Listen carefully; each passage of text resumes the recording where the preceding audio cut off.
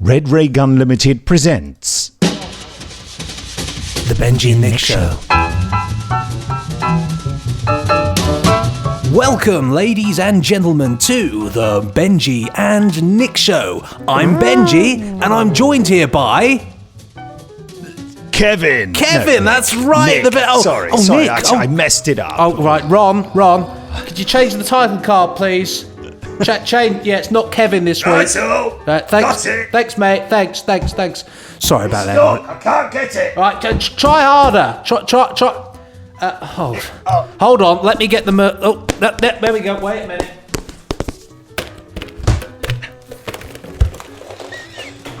Two sound effects geniuses. Legends. Creating reality, I was going to say. It's a short version of reality before your very eyes. Yeah, It's a sort of reality, you know what I mean? By the way, as you probably know, our topic for today is Catweazle. We'll be getting into that very soon. And then afterwards, we'll be reading out some of your emails. Lots of emails sent to podcast@nicholasbriggs.com. That's good. Very exciting. That sounds healthy to me. Yeah, but before all that, I just wanted to say that the Benji and Nick Show, and Benji doesn't know about this, is sponsored by the Jerry Anderson store. Hey! Yeah. Excellent. Benji, do you love the old Jerry Anderson shows? I do indeed. Yes, I do. Whether it's Thunderbirds, which I grew up watching in the 90s, which it was, I think it was replayed on telly. Is that the right word? It was repeated. Rerun. That was the word I was thinking of. It was repeated on the telly, so I grew up with that, and I had VHS recordings of Captain Scarlet, and it's one of those things that's very much central in not just mine, but probably a lot of people's childhoods.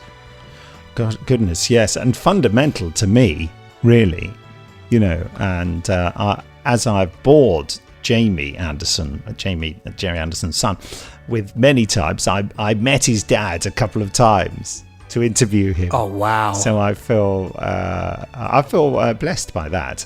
But also, Thunderbirds and Joe 90 and Stingray before that, and Fireball XL5. That is hugely important, influential things in my childhood. My dad was a big XL5 guy. Oh, really? Yeah. Yeah, Steve sadly, Zodiac. Your dad is probably quite near to my age. Yes, I get a tingling all over about the Jerry Anderson stuff. And also the later stuff, Space 1999, UFO, things like that. I remember when I was a kid, Blue Peter did this you build your own Tracy Island thing, which was was it? I think it was it the most popular thing that Blue Peter ever done? And I remember I did it. And my Tracy Island was pretty rubbish, really, compared to other people's. But I remember the feeling of strange sort of. I'd finished this Tracy Island, and it was pretty. It was all right. In my head, it was amazing, but looking back, it wasn't. But then the lad who lived across the road from me said, we went to, I think it was like a New Year's Eve party or something, and he said, I've got some old toys and stuff you can have. And I was like, oh really? And there was the official Tracy Island playset with everything. And I remember I was just like, this is like the greatest thing ever. We've got it here, actually. I've got Ben got one, so the original one. And also then we bought a new one based on the new series. But yeah. So now you've got a sort of Tracy Archipelago going on there. Very good. I like your geographical terms. That's me. Yeah, if you love all this stuff, you can. I don't know precisely what. Let's have a look. I'm just going to have a look. There's. I had a look at it earlier. I've got so many windows open on my browser. What the heck is that? It's an old man confused. What is this? It's the official Jerry Anderson store.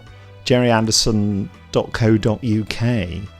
Yes, if you have a look there, you can get a Thunderbird 3 model, Captain Scarlet character replica, 1/6 scale. Just loads of stuff. Space 1999. Yeah. Oh, you can get an Eagle transporter from Space 1999. You can get like a pre-built, what's it, like pretty much up to scale more. That's amazing. There's loads of stuff here. Loads of brilliant stuff. You can even get a tie. Like that's the level of how just the variety of stuff that you can get there. A Brains tie from Thunderbirds. Yeah. It's nice, isn't it? Oh, by the way, when you go to the site, you immediately get an option to be on their newsletter, which I don't mind those newsletter things. Some people find it a bit irritating, but no, you immediately get a 10% discount because of that. Yeah, I get those emails. I should get a 10% discount. You should. I don't think it's intrusive anyway. It's great stuff. And by the way, since the Jerry Anderson store is sponsoring this podcast, and you're listening to this podcast, here's a special deal. If you use the code destroy with no spaces in between on any order from the Jerry Anderson store, when you order, you'll get a chance to enter a code. You'll get your shipping for free. Can't knock it. That code is active now. Do you know why the code is destroy, Benji? Go on, tell me. You don't know? I know. I remember I asked you, what's all this destroy? Oh, well, no, only because it's on the end of our video trailer, which lots of you have watched, which is on YouTube, on my YouTube channel, the Nicholas Briggs channel. And it's also on my official Facebook page. And also on Twitter as well. We just did a video trailer for the Benji and Nick show, didn't we, Benji? We did. Wasn't that fun? Larking around in London in the middle of a women's march, which was surprisingly difficult to do with so many people in one place. And we were going around and doing all crazy stuff and standing on one leg, and nobody arrested us. Nobody arrested us, surprisingly. No, it was great fun. You can watch that now and see us looking like a right bunch of diamond geezers in the smoke. Idiots. Right bunch of buffoons. When I was editing it, I was putting captions on it, and I just put a placeholder caption for the final caption, and I just typed destroy just for a joke. And then when I finished doing the video, I thought, I've still got that caption on there. I'll just leave it because it just seems, I don't know why. I have no explanation. But anyway, Jamie Anderson saw the video and thought it was hilarious. And so he decided that destroy should be our discount code for getting free shipping from the Jerry Anderson store. I love it. You have to definitely get involved, though. I'm looking through this store right now and the fun stuff. Thinking, well, there we are, and because they're sponsoring us also, they're giving us some free stuff. So, for example, later in the podcast, we'll be telling you about a Jerry Anderson store competition to win a Thunderbirds or a Stingray hoodie. Anyway, more on that later. Very exciting. See, I did the old hands thing. So today we're talking Catweazle. Now, how about that?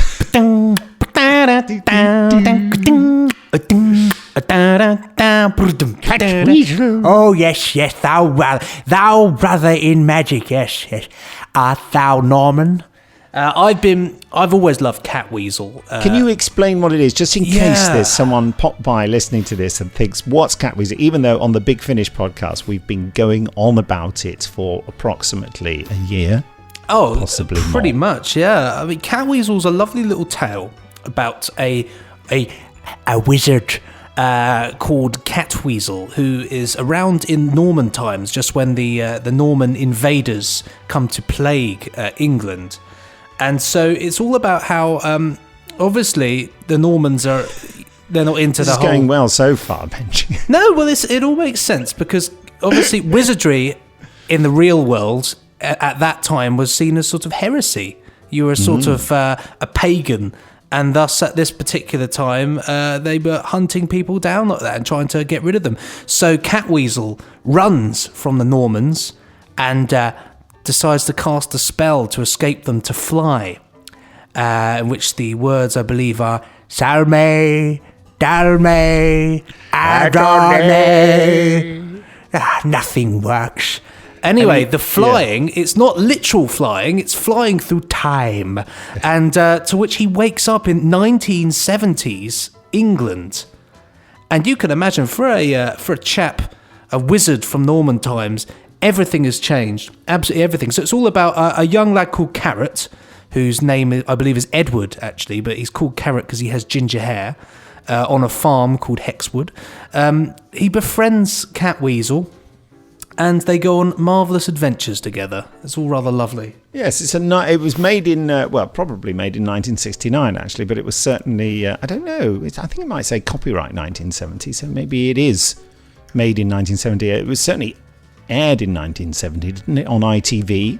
It was indeed. London Weekend Television. Yeah, it's a Sunday afternoon show. I saw it on Southern Television, of course, because I lived in Tottenham, I think, then. You're a Southern boy? Just outside Southampton. And where Southern Television was based, in fact, where the studios were, in a place called Northam Bridge. Lovely. Yes, Did it have the star on the outside? It had the big logo on it. Yeah. I think the building is still there. I'm not sure. It's certainly not Southern Television anymore. Although I did find a little door in the after Southern Television lost their franchise, I did find a little door in Southampton in a sort of grubby back street that still had the Southern logo on it, and that was the sort of the last resting place of the company. That's so sad.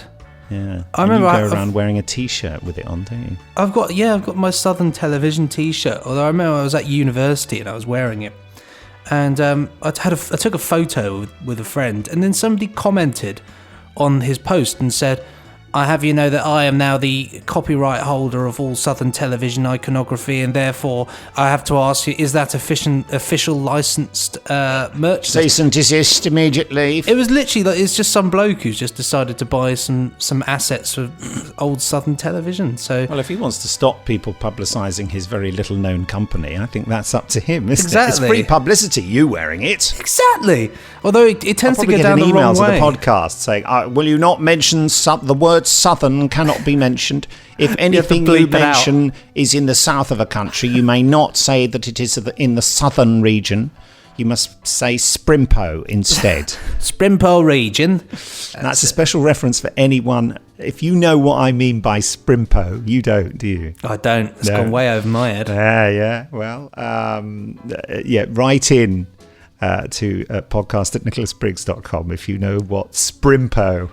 You can see his face. He looks chuffed. He looks pleased. It's a tiny bit rude, actually. Not obscene, but it's a bit saucy. From the 70s.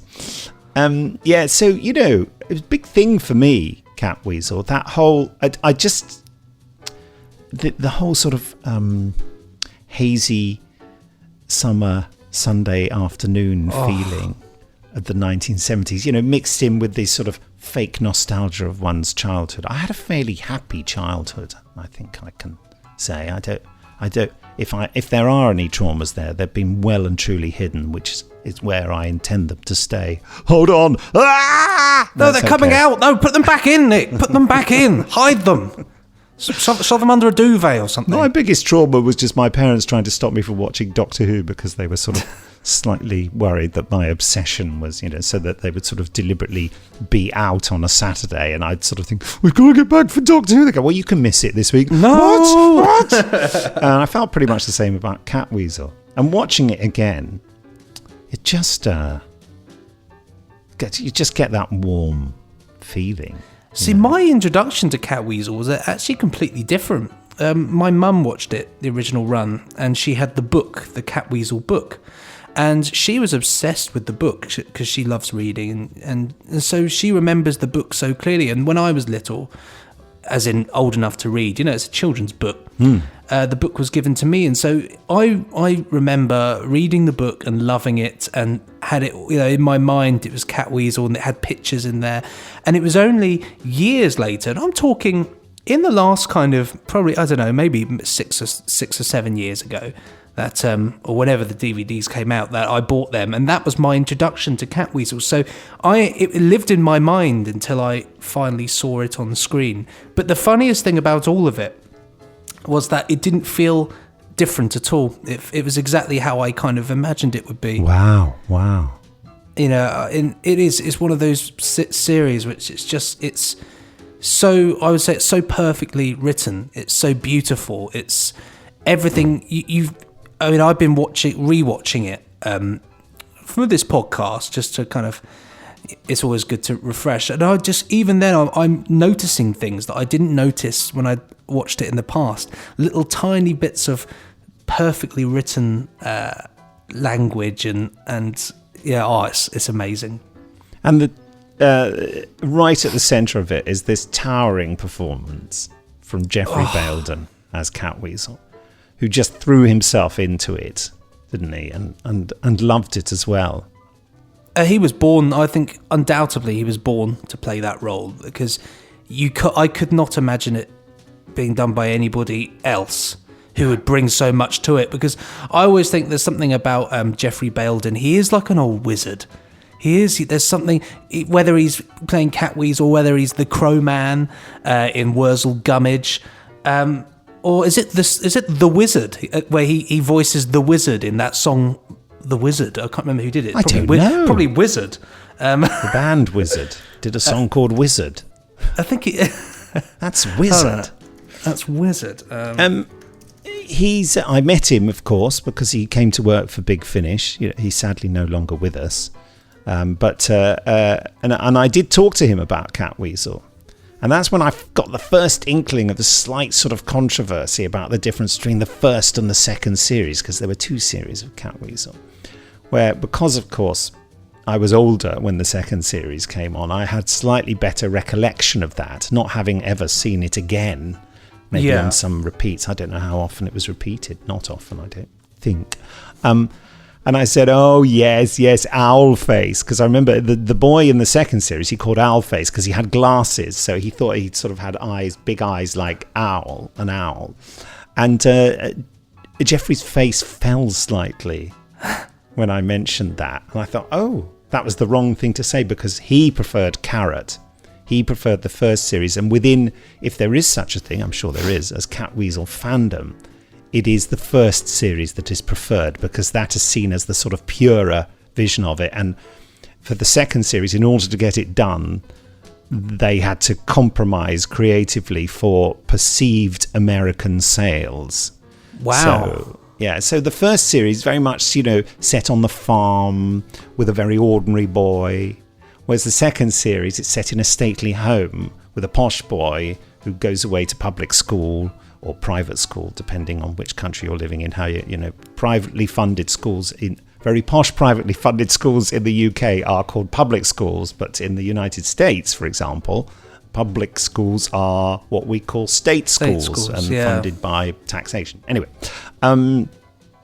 so yes, it was more. They wanted to, they thought that the Americans would only understand the sort of notion of posh English people, and that would be more typically English. And then they also didn't really give the stories a through line. There was more of a through line in the other ones, even though they were always intended to be viewed as completely separate episodes.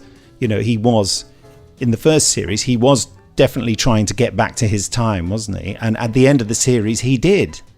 And as listeners to the Big Finish podcast will know, I just get all emotional about that last scene. It is one of the most moving. That's a new word for something that's extra emotional. It's moving, not moving. One of the most moving things I've seen on television because of its simplicity.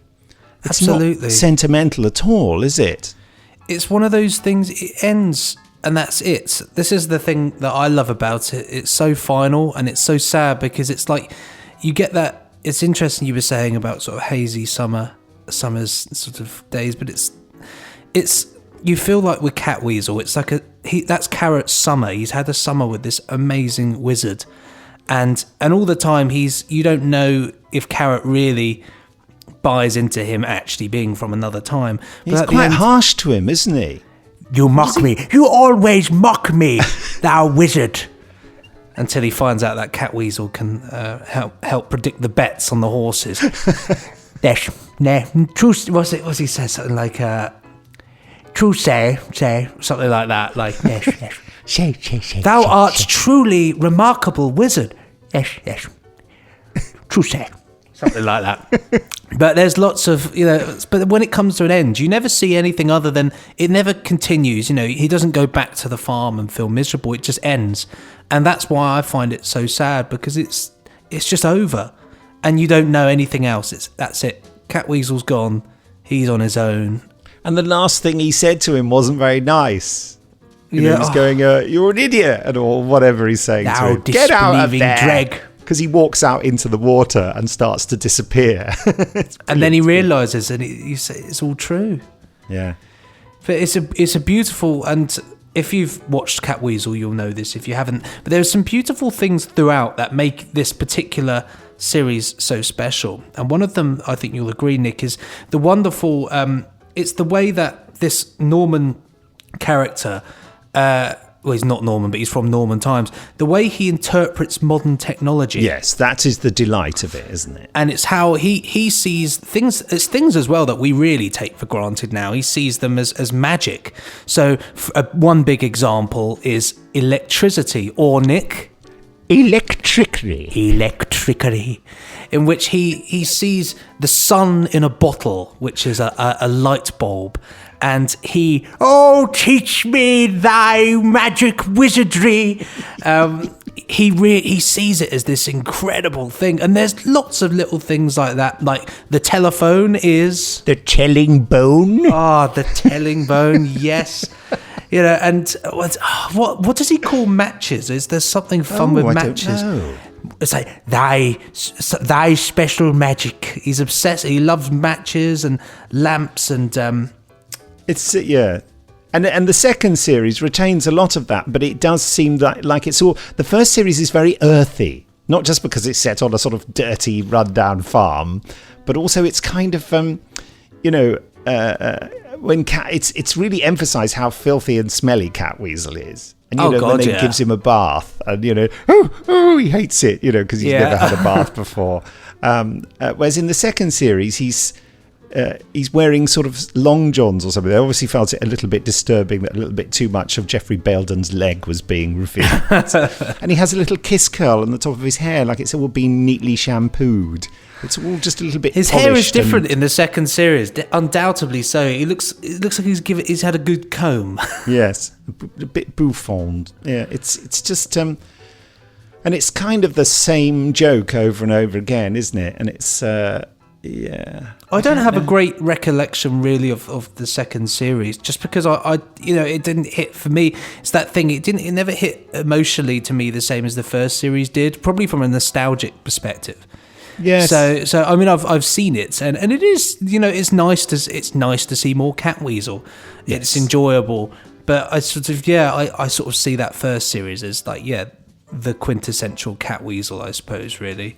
And as has gone on record, Geoffrey Belden enjoyed the first series more also because he just got on with the young actor who played Carrot. Robin Davies, isn't it? That's right. And there's a fantastic, on the DVD release, there's a fantastic little bit of a documentary.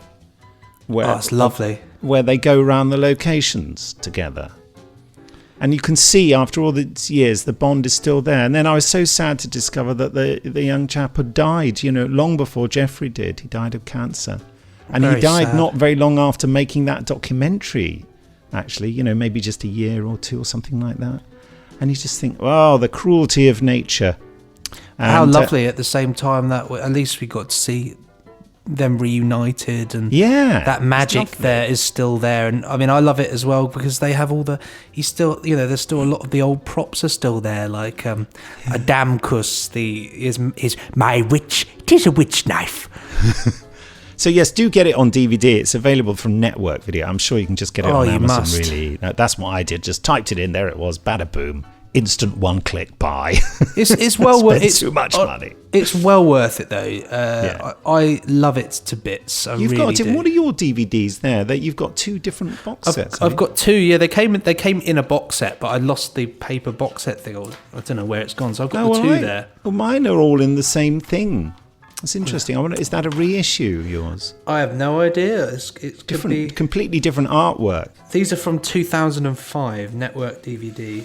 Well, it is Network. Network do all these brilliant things. I think Network should sponsor this podcast as well, because they are clearly going to get a lot They're going to get a lot out of it. One thing I found out about Catweazle the other day, very quickly, is that the theme tune. Yeah, which is beautiful. Did you know that that's just that's pure library music? It was not composed for the series. It was just a bit of library music. Wow. And you can still, I think it's by Simply Music. I think they're called, or something like that. No, is it Simply Music? It might not be. But anyway, you can still purchase that library music on a licensed basis. Wow. So in theory, if you were a TV show, you could, in theory, just be like, I'm just going to use the Catweazle theme. Yeah. But what not? I can't work out is, because there's lots of threads throughout with like the music going, I wasn't sure if they chose that library music and then were like, this is really perfect, can you do more stuff that's similar? Yes. Or perhaps out there somewhere hidden in a vault is just a suite of music that is just tunefully Catweazle-like. Well, I think the incidental music is specially composed, isn't it? I think most of it is. I know some of it is library, but certainly the theme is library. But I would like in the second series, they use a lot more library music and just repeat that. I don't know whether they actually compose any new stuff for the second series. Ultra nerd alert. Well, there's, one thing I will say, you talk about the Catweazle fans. There's a huge dedicated fan club to Catweazle, and it's actually brilliant. They're a really supportive bunch, the Catweazle fan club. They do meetups and events. They actually managed to get a statue of Jeffrey Belden as Catweazle at the stately home, and they have a website where they list everything from the music cues used in each episode. So it's huge. It's called Busy Boy is the name of the theme by Ted Dix. Yeah, I'm on the second series now. It's just absolutely full of stock library music. Yeah. Well, and the first series, are they more original cues or? There's certainly less library music. Who does the incidental music? It's just a variety. It's mainly Ted Dix stuff. Who's the guy? So Ted Dix, Ray Jones. I don't know that there's one that I tried to track down called Mosaic by Ted Dix and Ray Jones, and that features in every single episode. So I wonder whether that is a suite of very similar Catweazle-y stuff, but I can't find it anywhere. So maybe none of it was specially composed. All of it was just. I don't know. If you're a listener from the Catweazle fan club who happens to know this, please let us know. And if you have or know where we can listen to music, I'd love to hear it because it brings back so many memories. Love all the that sort of. It's all very hummable, isn't it? Yes, and it's interesting that Dudley Simpson, who did music for Doctor Who, some of his scores have a sort of similar feel, especially like Spearhead from Space, which funnily enough came out in the same year, but couldn't have been actually influenced by it. But it's a style of composition using that woodwind and stuff. And stuff, says the musical expert. But it can't be replicated. This is the one thing I would say. You can't replicate that style of music very well using modern MIDI being like a version of computer sampling. Yes, musical instrument digital interface. Very good. You can't breathe that same level of life in, because I was sat there the other day, I thought, I'll see if I can remake the Catweazle theme, because that could be a fun thing for the podcast. But I just couldn't do it. I was just sat there, I thought, sounds rubbish. I was really disappointed. The bass line sounded great, but everything else was it just didn't sound very. It sounded very lackluster. Ding, ding, ding. Did it? Yeah. Whereas the bass line's really. But yeah, the rest of it was just very, very drab, really.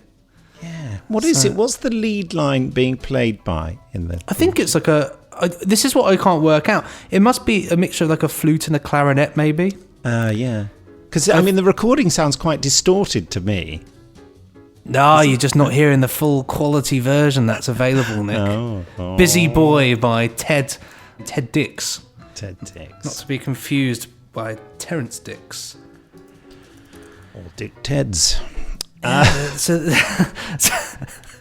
So there we go. Any other aspects of Catweazle we want to discuss? I would say the one last thing I would like Owlface was in the Railway Children. I just wanted to say that. Anyway, the guy... That makes sense, actually. Yeah. That does make sense. So he was already a star. So I think... And I know that Jeffrey Belden was quite put off by the fact that all he wanted to do was go and play football in between scenes rather than sort of hang out and chat. Anyway, sorry. You want to have that sort of nice relationship. And I can imagine that if you're a young lad and you've got this sort of rather fun wizardy character, and you're hanging out on a farm, I can imagine that it would. I can imagine Jeffrey Belden would be a lot of fun on set. Yeah. As Catweazle, I can imagine he would be a lot of fun. But I guess it's all about, as you'll know, Nick, it's all about the right bunch of people, isn't it? Really, yeah, personalities in a place, really. And just one other thing about Jeffrey Belden, remarkable actor. I think I'm not aware of him ever really playing a young person, because he was only 40, wasn't he, when he took the role? Is that right? Or pretty much, younger? I think so. Yeah. But he always, in films and stuff, and he's appeared in so many films. He turns up, I'm sure he turns up in the film The Night to Remember, the Titanic thing. And you see him, and he always, he had that very angular face. And sometimes can look very unfriendly and frightening. So he was never going to be the young juvenile lead, was he? He was always going to be character parts. And there was an awful lot of aging people up back in those days. Well, that's why, it was a bit like, what's his name? Old Jonesy in Dad's Army. Clive Dunn. Oh, yes. Very similar sort of thing where you would assume that these people would have passed away a long, long time ago, because you only see them in the sort of 70s and 60s looking like sort of old guys, but then you find out that they're just a lot younger than you realise. Yeah. I mean, this sounds like a pretty facile thinking on my part, but people didn't live quite so long in those days, and certainly weren't so well for so long, health-wise. And I think that older actors were in very short supply in the 60s and 70s and before. So that's why you've got actors in their 40s and 50s playing 70 and 80-year-olds. But it works. But now, of course, we're all a lot healthier, a lot longer. So you can actually have really quite old actors who are still absolutely capable of doing great performances. But I don't think it was quite so likely back then. So you do see it, like in those old ITC series, you see a lot of actors who are clearly in their 30s with a bit of really unconvincing grey in their hair. Yeah. And sort of a dark looks rings like talcum painted. powder. Yeah, and dark rings painted under their eyes. You think, I'm not really buying that. Couldn't you've got an older actor, but maybe quite difficult to do. Anyway, I suppose have we done Catweazle? We pretty much. I've just got one more thing to say, because I think this will be. I think this may be of interest to people of a certain fandom. See, because we obviously do the Big Finish podcast, we get a lot of people who like listening to Doctor Who. And so you'll be interested to know that Jeffrey Belden was shortlisted, as you'll know, Nick, to be Doctor Who. Yes. To which he turned it down, and it was something that he decided he didn't want to do at the time. Doctor Who wasn't Doctor Who as we know now. It was just another job. Which Doctor might he have been? I think it was the first Doctor, actually. No, I want to say it was. No, I don't think it was the first Doctor. There was an interview. I think he was far too young then. I can't. It'll either be the first or the second, I'm sure. I mean, no, I was thinking more it was like third or fourth. Let's have a look. Jeffrey Belden. Or even fifth. Maybe not. Just making up numbers. Jeffrey the Fifth. But he, regardless of... he turned down the chance to be the very first incarnation of the Doctor in Doctor Who, it says here. No. Yeah, apparently so. That's what it says. And William Hartnell took the job instead. But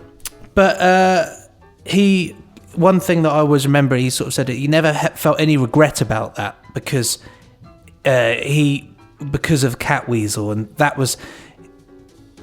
Doctor Who was something that years to come, you might look back and think, that was a top telly job. Well, and we got him to play the Doctor in our Unbound series. Exactly, so that is solved within itself. But he always felt, I think, with Catweazle, that was right up his street. That was what he liked, and you can tell. So I think, Catweazle, guys, there's a little bit of education there on a show that if you've not seen, check it out, and if you have seen, watch it again, because it's fantastic. Thoroughly recommended. Listen, coming up a bit later is the Jerry Anderson competition, but not yet, because we're going to look at some emails. That's what we're going to do. Yes, love an email. What have we got? Quite a lot.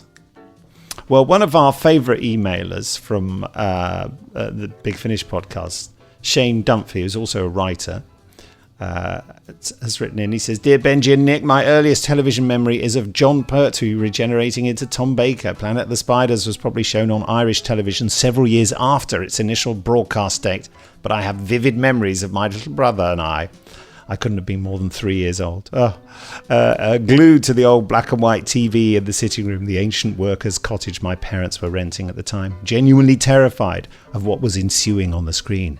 What was going on? How could this be happening to the Doctor? Was he going to turn into a giant spider or something even worse? So traumatized was I by this formative TV experience. I was turned off the Third Doctor for many years. My 3-year-old self felt such relief that face coalesced into Tom Baker's slightly wild-eyed visage. He became my Doctor for most of my childhood. I even affected the ludicrously long scarf, didn't we all? Although in my own choice of colours, as an homage to my hero. The next time I paid any attention to the Third Doctor was when I was 16 and reading the Marvel UK run of Captain Britain. This comic actually introduced me to Doctor Who Extended Universe characters I had not encountered before. Absalom Dark was a regular strip, to give just one example. I'm going to kill every damn Dalek. That one, yeah. I was browsing through the latest edition one afternoon when I came across an advertisement for a series of commemorative Doctor Who plates. See, some people do look at those adverts. Please see below. Oh, have you included them?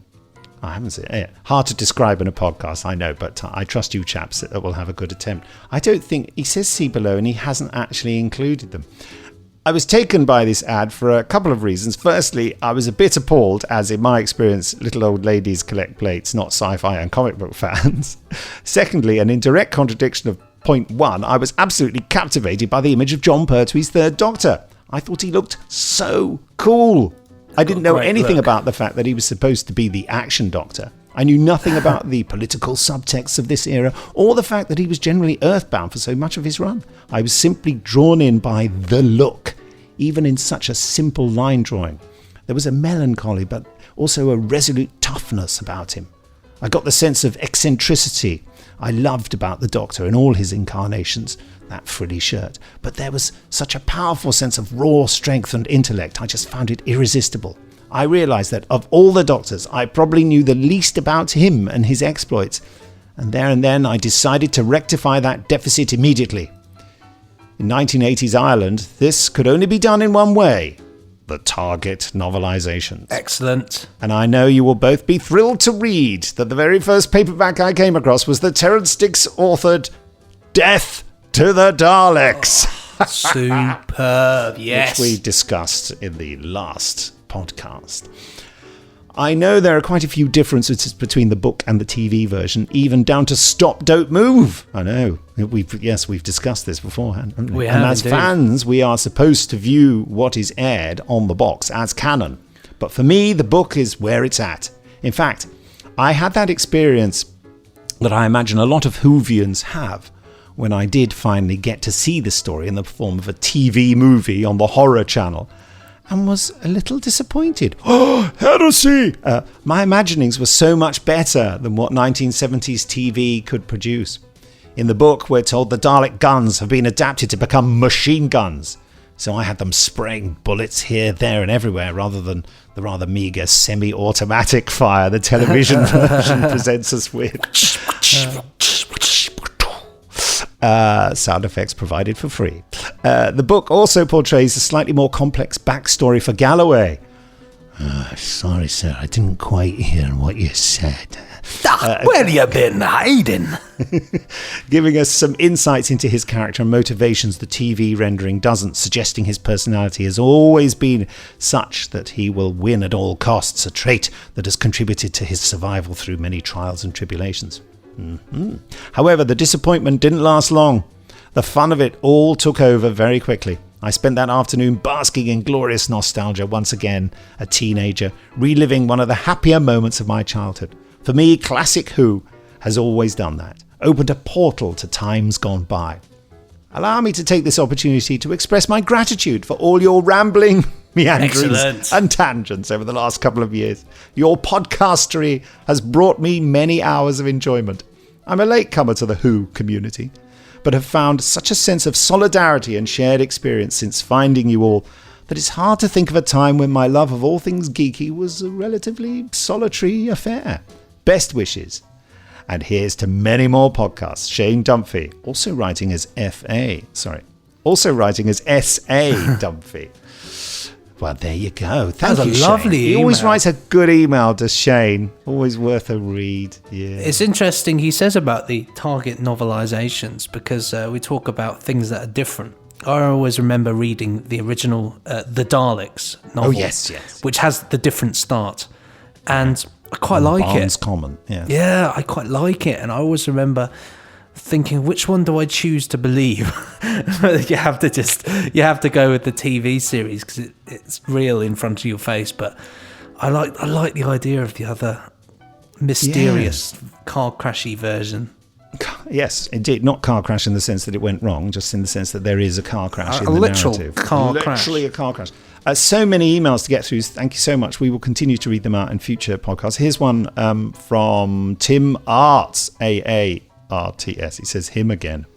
Dearest Nick and Benji, I've greatly enjoyed your first episode, and I'm looking forward to much more. I'd love to hear you discuss Hammer horror. Classic British Gothic horror films in general. Gotta love that Cushing. Oh, yes. The skull. And the way he says, laboratory. My laboratory. Might therefore segue neatly into 60s Dalek movie tangents. You're welcome. Great. Love Death of the Daleks, incidentally.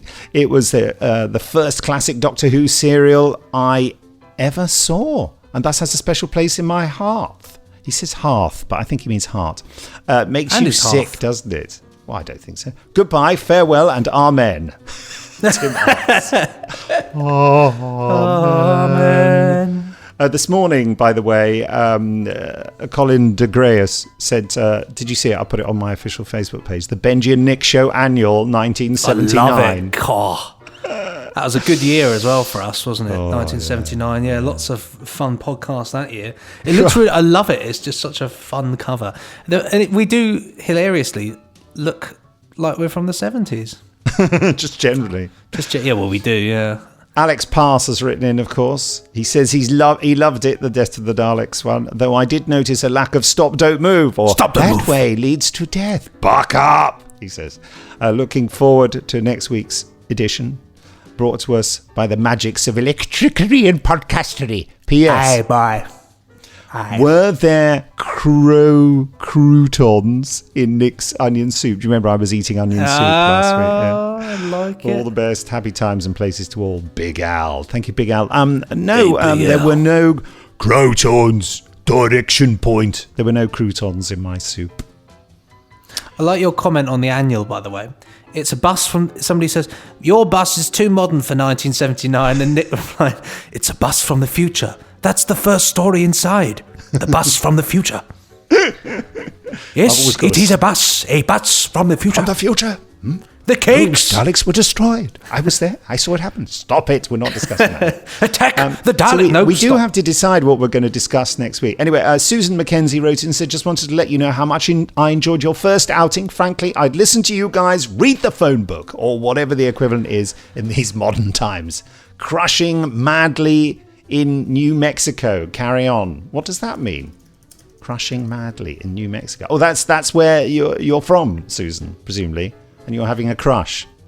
Well, it just so happens here that I've got the first page of the phone book for you here.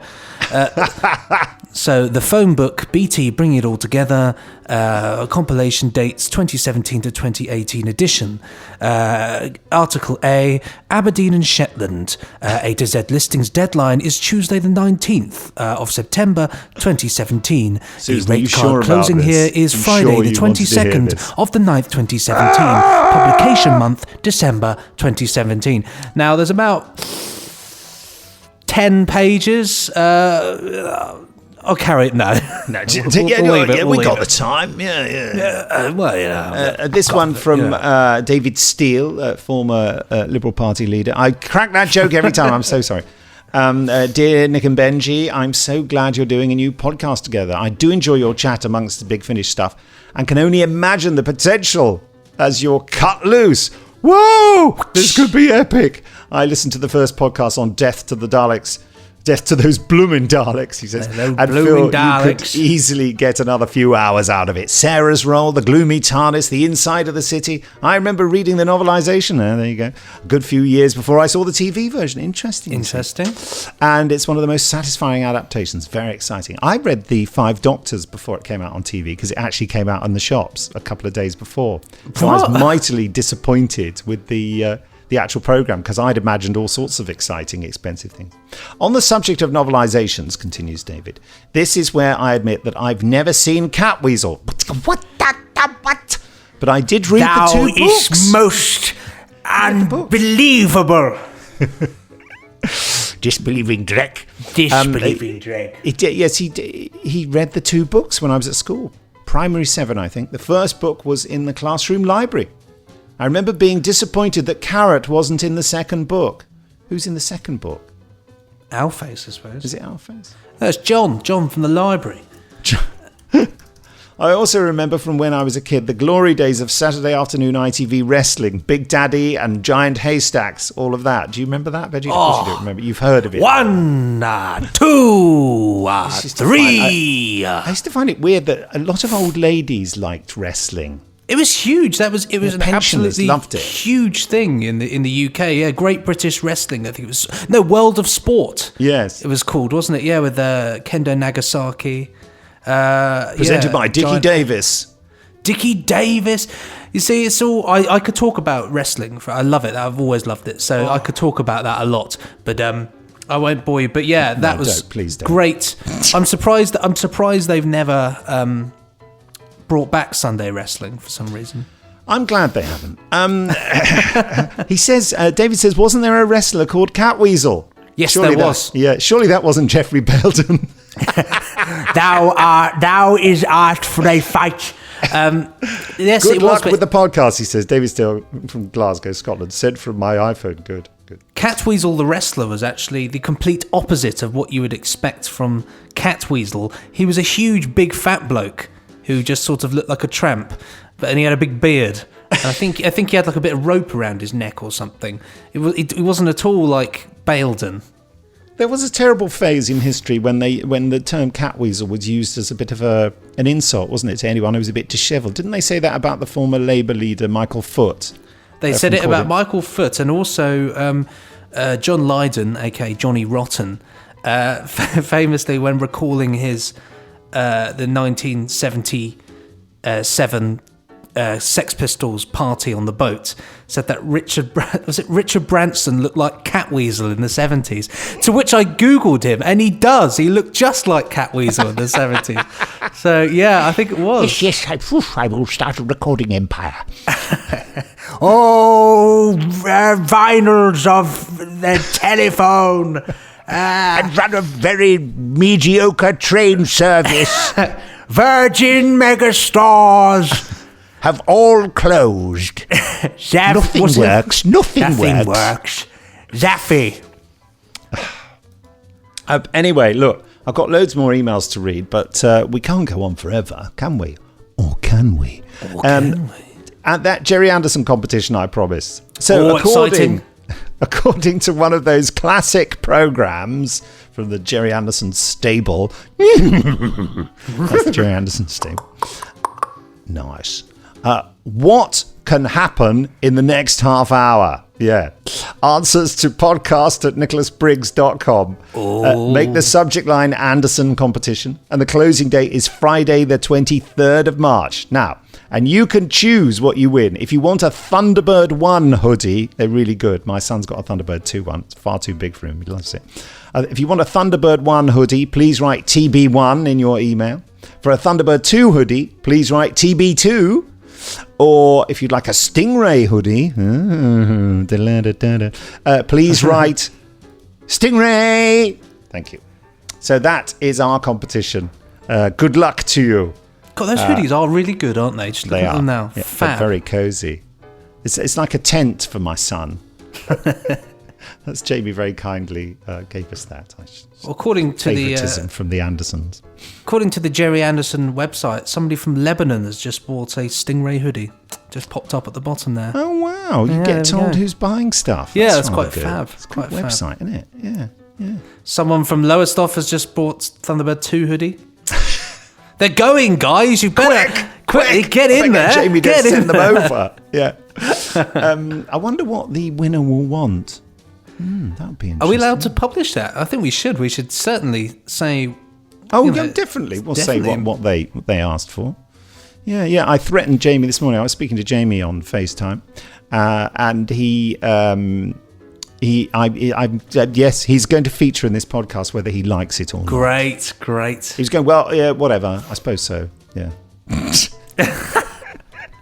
He knows he can't get out of it. That's what's funny. I said, you've got something to record yourself there. I mean, yeah, we've done it before. He's appeared in the Big Finish podcast. So there you are. That'd be good. That would be good for an Anderson special, actually. Yeah. So what are we going to discuss next week? I mean, I had the reserved topic of Spitfires. We can talk about whatever we want to talk about. I know, but we've got to decide and say now. Oh, God, that just puts us in a right old jam, doesn't it? What about the Dalek films? We could discuss the Dalek films. Let's do that. Seeing as that's something that's been brought up in the emails, it seems like a particularly fun thing to talk about. It gives me an excuse to whip out the Blu-rays for the 90th time.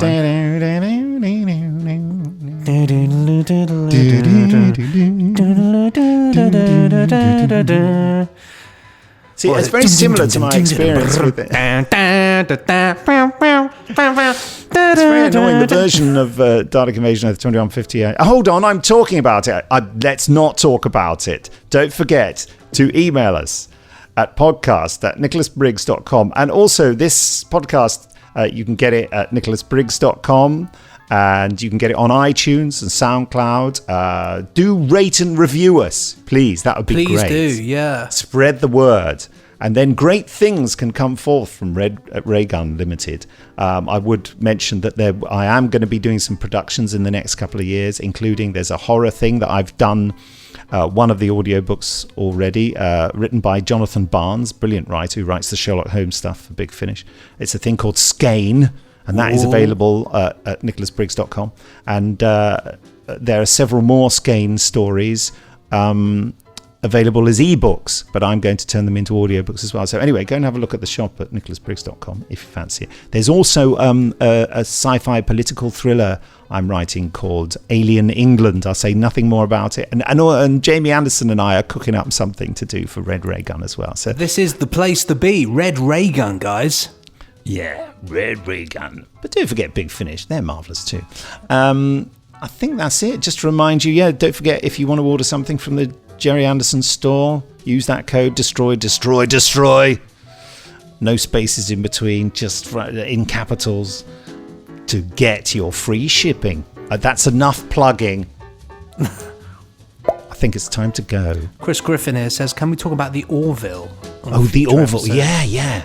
Not seen it. Need to get involved. You've got to see it. Yeah. I'll leave that thought hanging in the air. Neither of us have spoken like this for the entire podcast. No, but that's because we reserve the right to speak like this whenever we feel like it, and whenever an appropriate time crops up. Like now. Time to say goodbye. Goodbye.